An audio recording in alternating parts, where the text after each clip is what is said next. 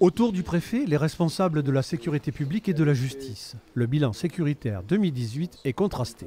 3 données à retenir: baisse des cambriolages, hausse du nombre de morts sur les routes et augmentation d'agressions contre des personnes. Premier point, positif, la réduction du nombre de cambriolages dans les logements, 307 de moins, une chute de 17% d'une année à l'autre.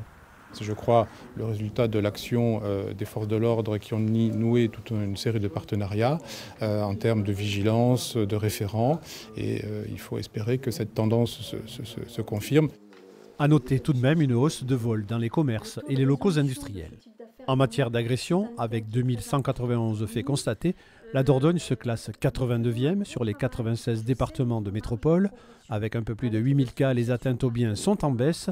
Seul bémol, la hausse des violences dans les foyers en zone gendarmerie.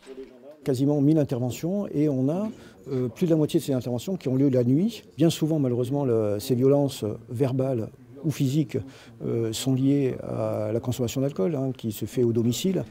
Mais le point noir de ce compte-rendu, c'est la route. 2018 affiche un bilan terrible, 42 morts, c'est un tiers de tués de plus qu'en 2017. Sur ces 42 victimes, 33 personnes ont perdu la vie sur le réseau départemental.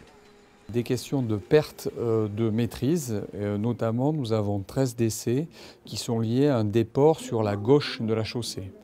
Nous avons également 40% des tués qui avaient plus de 65 ans. Donc nous avons à travailler sur ces comportements. Globalement, en matière de sûreté, la Dordogne reste tout de même un territoire parmi les mieux classés de France.